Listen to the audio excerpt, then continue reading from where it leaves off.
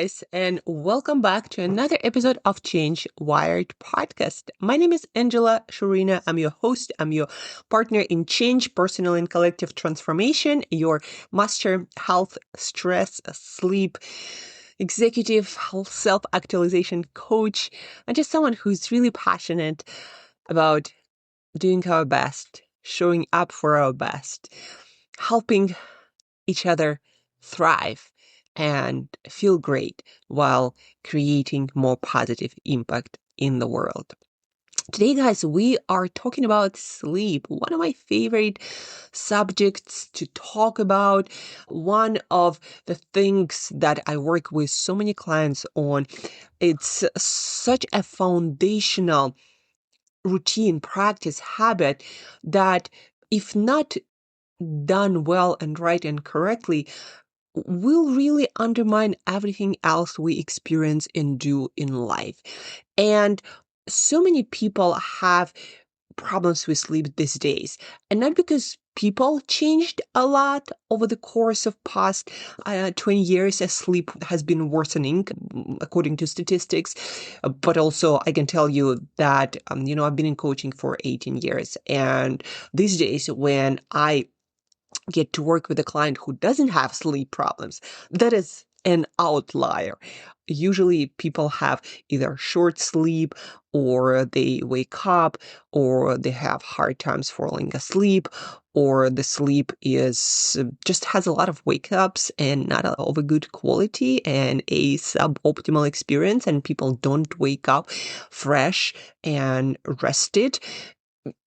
So sleep has been an issue for more and more people. And a lot of it has to do not with genetics or people's inability to fall asleep, but with improper routines and habits that very often people are not aware of, or do them like good habits, good sleep habits inconsistently, and then people struggle more than necessary. And then, you wake up, you're not fresh, your mood is not there. Research shows that people who don't have good sleep experience on a consistent basis are more reactive, having hard time focusing, learning, making good decisions, learning, memorizing. Sleep causes a lot of problems because it's body's main mechanism to recover, to take care of proper DNA repair of your hormonal balance. Did you know that also if you train, most of your recovery happens during sleep? If you learn things, most of the learning happens during sleep. When you go through different emotional experiences throughout your day, and we all go through them, whether those are some challenging or stressful situations, or emotionally charged situations that happen to all of us consistently with some regularity. Your brain also is like your therapy session. Specifically, rapid eye movement sleep is known for regulating your emotional, your mental health. So sleep is very important. And if you consistently don't get enough and good quality sleep, everything else is going to be more difficult and everything else going to suffer. So today, I'm not going to be talking about sleep basics, sleep foundation, like regularity, like creating the right kind of environment, dark, cool, and quiet, or like regulating your light, your screen's time, or not drinking caffeine later in the day, or alcohol, which all of that, has effect on sleep. Today, I'm going to talk to you specifically about 3 protocols that will help you to deal with very specific sleep issues that more and more people have. Things like not being able to fall asleep because of anxiety or racing thoughts, or just stuff going on and on and on and on in your mind, like, tired and wired. Or if you have an issue of waking up too early or in the middle of the night, or waking up frequently throughout the night, disturbed by your own emotions, thoughts, or just somehow waking up for whichever reason. that we will talk about today. Or if you're going through challenging, stressful period or situations a lot in your life and in your work, and then again, it's very hard for you to wind down and fall asleep, and you feel like your sleep is very light because you're sort of worried still.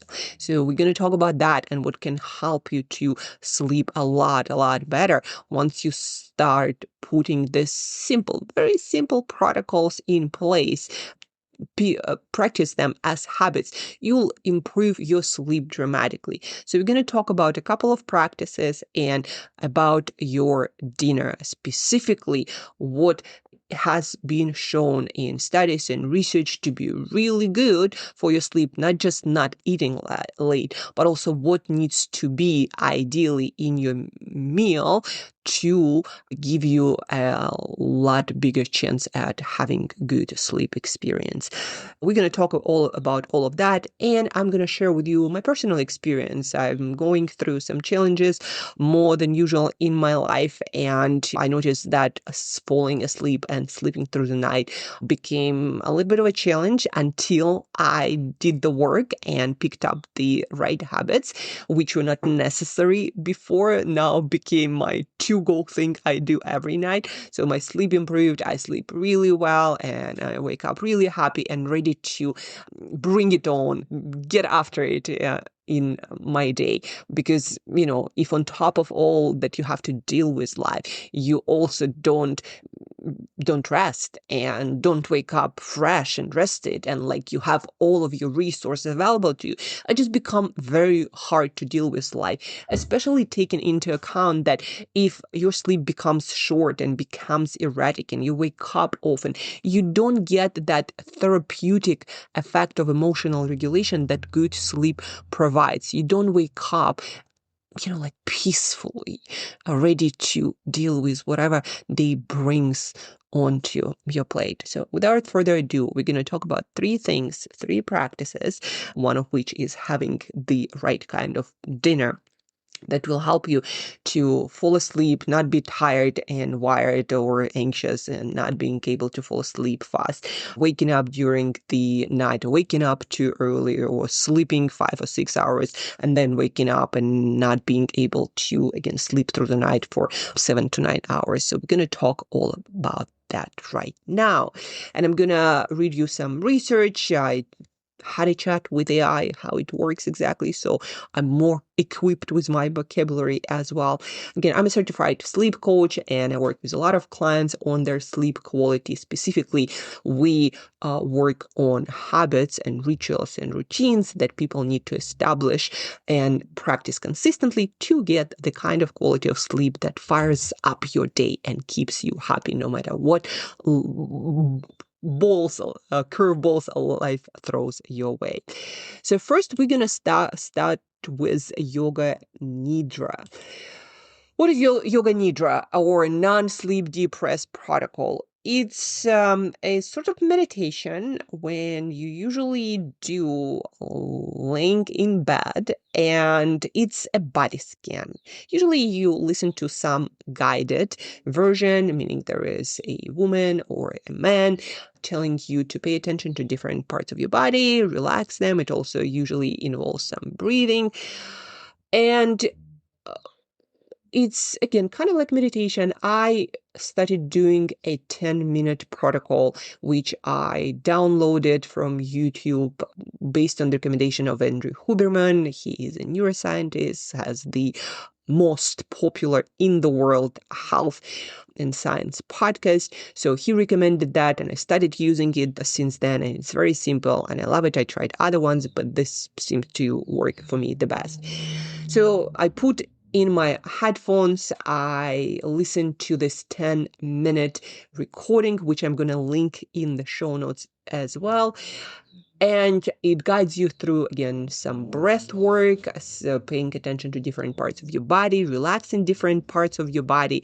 And then you do that. And then I usually just take my headphones off and I fall asleep in I don't know, less than 5 minutes. I don't even register anymore. I also do another thing just before that, which we're going to talk about right after yoga nidra. But how does Yoga Nidra, or non-sleep depressed protocol, as Andrew Huberman named it as well, how does it work? It works on different things. Shifting your brain waves guides brain activity from beta, which is active thinking, down to alpha and theta, and sometimes even delta, which are restful brain waves that you can shift between. And protocols like Yoga Nidra help you do so on a more in a more consistent, regulated, controlled manner. Yoga Nidra calms the nervous system. It turns down the sympathetic or fight or flight system and turns up the parasympathetic, or rest and digest, which you need to be in if you want to fall asleep. It lowers your stress, reduces cortisol levels, which also needs to be low at the point of when you're trying to fall asleep.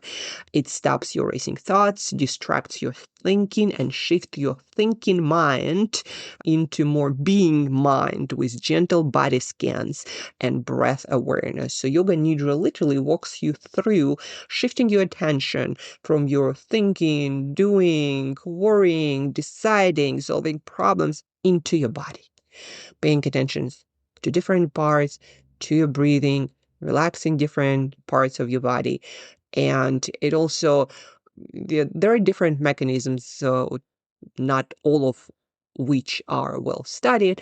But what you'll notice when you do it is you fall asleep fast, and you might also, as it happened to me and a lot of my clients, wake up feeling a lot more refreshed, even when for whichever reason you don't get like full 7 to 9 hours that you want. So Yoga Nidra is very, very helpful. And again, the 10-minute protocol that I got from Andrew Huberman is in the show notes. It's on YouTube, available for free.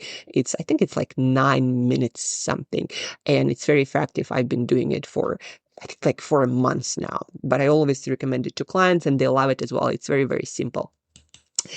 So Yoga Nidra, I do that again right before falling asleep in my bed when I'm done for the night and I'm in my pajamas in my bed with lights off and everything. The second protocol, which is research-based, very effective, they say it works even with insomniacs. It's writing or brain dump, usually done 15 to 30 minutes before your sleep time. And how do you do it?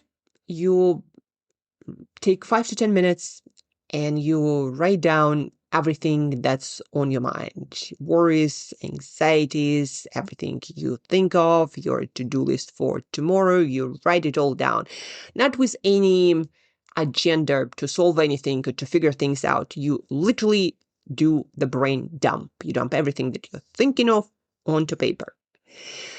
How does it work? Well, you write it all down, and then what happens is cognitive offloading, which is your brain stops tracking these active problems because they're safely stored externally on a piece of paper.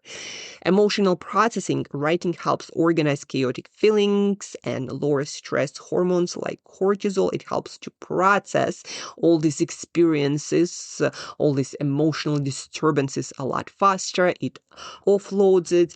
It frees up, it clears your working memory so your brain can transition to rest. Your working memory is kind of like, I always give this metaphor or image of in your kitchen, you have your table or desk where you do all the cutting, all the prep. Like your working memory is that clean space, clean cooking space. And as the day goes on, you put a lot of papers on, well, in terms of cooking, you put like vegetables and meats and fish, everything that's ready for cooking, for making stuff. And when your working memory is not clear by the end of the day, it's like having all of that stuff lying around for the next day, like being stinking. And also when you don't clear it, you can't really do much on top of that. And your desk or your working memory is still occupied. And for your brain to transition to sleep and rest, it actually needs to be cleaned. So then you don't have this in your nervous system, you don't have this agitation or this wired feeling like something is still working, right? You want your working, you kind of want to shut down your computer.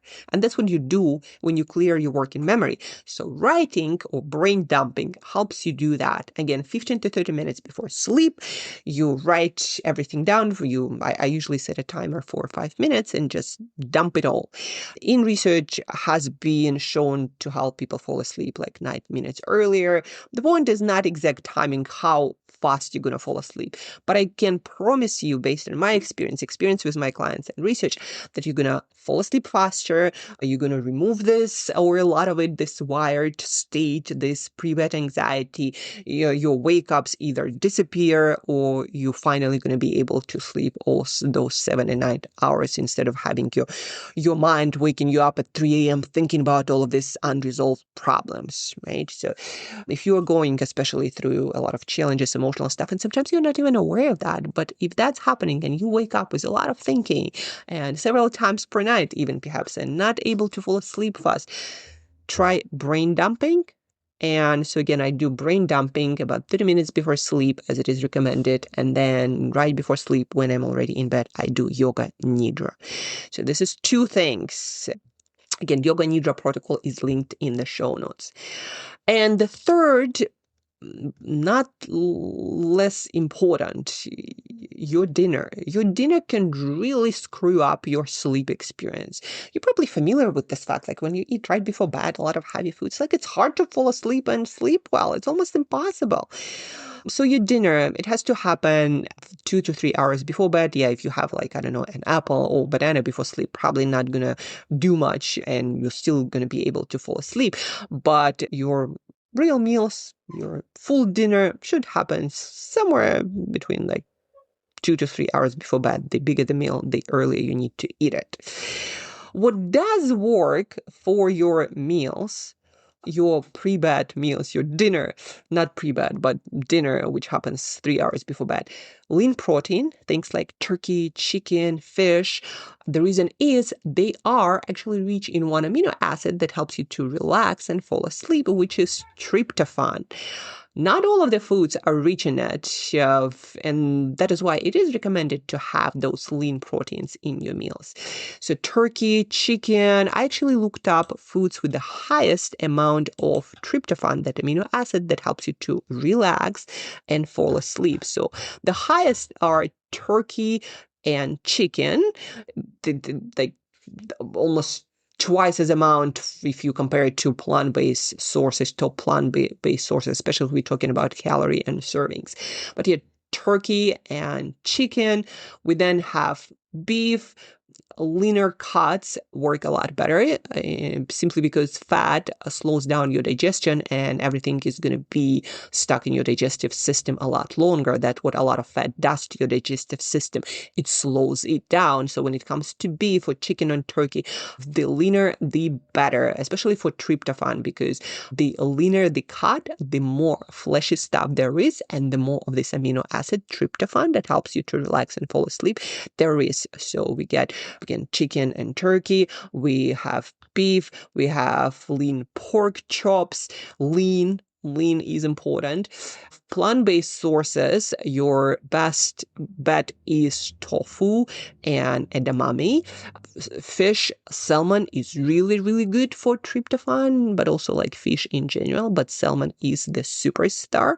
Again, you have your tofu, you have your edamame. Milk is also quite a good source, especially considering like how usually little calories it has. I don't know about you, but since I was a kid, I remember that when I have a glass of warm milk with a little bit of honey in it right before going to bed, I sleep like a baby. And maybe it's tryptophan, a little bit of honey helping me to maintain good blood sugar, which is important for sleep. I don't know what it is, but it's like magic. And so if you have your dinner and then feeling hungry, that might be actually quite a good thing to have before sleep. But remember, for your dinner, lean protein sources for tryptophan, specifically amino acid that helps you to fall asleep and relax. You have your chicken and turkey and beef and lean pork chops. You have your salmon. You have your tofu. those are the sources that I would go for. What else do we have for your meal, your dinner for good sleep? Complex carbohydrates, either tubers and starches like sweet potatoes, regular potatoes, not fried, French fries, but well prepared tubers.